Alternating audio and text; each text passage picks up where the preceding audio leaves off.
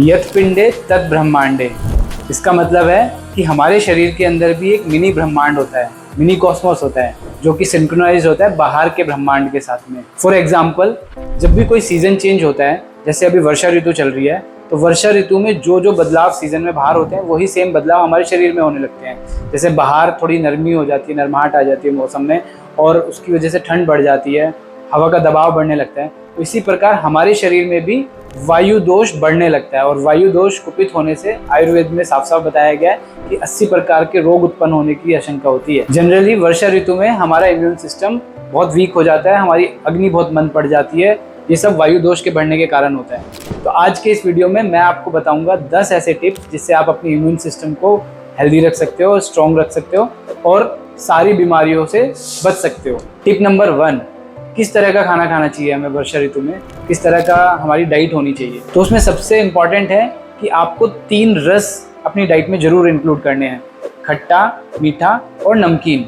खट्टा है जैसे कि आप दही इंक्लूड कर सकते हो, अचार इंक्लूड कर सकते हो, या फिर फर्मेंटेड फूड्स जैसे डोसा, इडली, ये सब खाने आप अपनी डाइट में जरूर इंक्लूड करें। दूसरा, अगर आपकी अग्नि अच्छी है और आपको खुल के भूख लग रही है तो आप थोड़ा बहुत मीठा भी ले सकते हो। तीसरे नंबर पे नमकीन। नमकीन तो हमारी सारी डाइट्स में होता ही है। इन तीनों टेस्ट को इंक्लूड करने से आपका वात दोष जो है पैसिफाई रहेगा और वात दोष कुपित नहीं होगा। इसके अलावा आपका जो डाइट होना चाहिए वो लघु और स्निग्ध होनी चाहिए।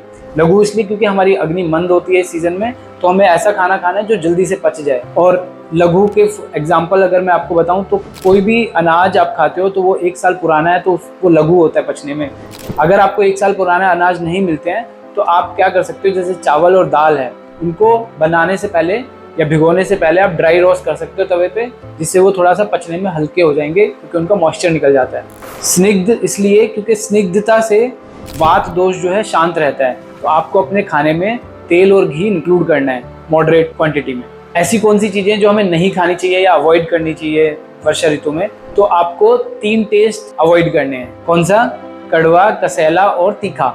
इन तीनों के खाने से आपका वात दोष बढ़ेगा, तो इसलिए इन 3 टेस्ट को अवॉइड करिए। उसके अलावा आपको डेयरी प्रोडक्ट्स अवॉइड करने चाहिए, नॉन वेज अवॉइड करने चाहिए, और बहुत ज्यादा तला हुआ डीप फ्राई खाना भी अवॉइड करना चाहिए, बिकॉज वो भी पचने में बहुत भारी होता है। तो ये सारी चीजें आपको अवॉइड करनी है अपने इम्यून सिस्टम को अच्छा रखने के लिए। टिप नंबर 3, आप जब भी पानी पिए तो वो उबाल कर पानी पिए। उबालकर बेशक आप उसको ठंडा करके एक बार मॉर्निंग में अपने थर्मस वगैरह में रख सकते हैं और उसको पूरा दिन पी सकते हैं। उबला हुआ पानी पचने में भी हल्का होता है, उसके साथ साथ उसमें वायरस और बैक्टीरिया पनपने की आशंका बहुत कम होती है। टिप नंबर 4, आपको अगर अपने इम्यून सिस्टम को इन दिनों में मजबूत रखना है तो आपको अपनी डाइट में हनी जरूर इंक्लूड करना चाहिए। खास करके पुराना शहद, जो 1 साल से पुराना शहद हो वो आपको इस्तेमाल में लेना चाहिए, और आप उसको खाने के बाद में भी ले सकते हैं या फिर अर्ली मॉर्निंग में भी ले सकते हैं।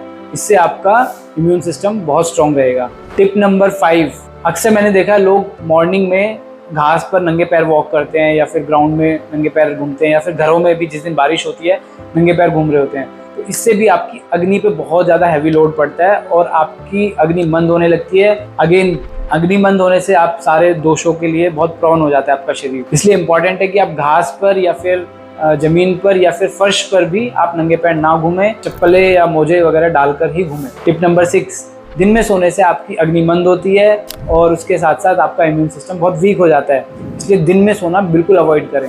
टिप नंबर 7, वर्षा ऋतु के टाइम पे आपको हैवी वर्कआउट या फिर स्ट्रीनियस एक्सरसाइजेज अवॉइड करनी चाहिए, जैसे रनिंग, जंपिंग, कई घंटों तक सांस फूलने जैसी कोई भी एक्सरसाइजेज अवॉइड करनी चाहिए। आपको मॉडरेट एक्सरसाइज करनी चाहिए जरूर, लेकिन जिसमें बहुत ज़्यादा सांस फूले वो एक्टिविटी आपको कम करनी चाहिए, क्योंकि अगेन वायु दोष बढ़ेगा तो वायु दोष के बढ़ने से 80 से भी ज़्यादा प्रकार के रोग होने की आशंका हो जाती है। टिप नंबर 8, वर्षा ऋतु के टाइम पे जैसा कि मैंने बताया वायु दोष बढ़ता है, तो वायु दोष को शांत करने के लिए हमें अपने शरीर की रेगुलर मालिश करनी चाहिए, जिससे हमारे जोड़ों के दर्द या फिर जो शरीर में अकड़न या जकड़न हो जाती है वो नहीं होगी।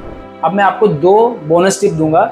जब भी अगर आपको कुछ प्रॉब्लम हो जाती है, जैसे उल्टी, दस्त या कॉन्स्टिपेशन जैसी प्रॉब्लम हो जाती है, तो उसमें आप क्या करना चाहिए। तो टिप नंबर 9 है, जब भी आपको उल्टी या दस्त जैसी प्रॉब्लम हो जाए तो आपको खाना छोड़कर आपको चावल का मांड लेना चाहिए। चावल का मांड बनाने की विधि है कि आपको आधा कप चावल लेना है और उसमें 5 कप पानी डाल देना है और उसको ओपन किसी बर्तन में पकाते रहना है। जब चावल गल जाए तो पानी अलग निकाल दीजिए, और जो पानी है उसके अंदर आपको भुना हुआ जीरे का पाउडर और सेंधा नमक डालकर ये आपको सिप सिप करके गरम गरम दिन में 2 से 3 बार पीना है। जब भी आपको भूख लगेगी तब यही डाइट लेनी है आपको।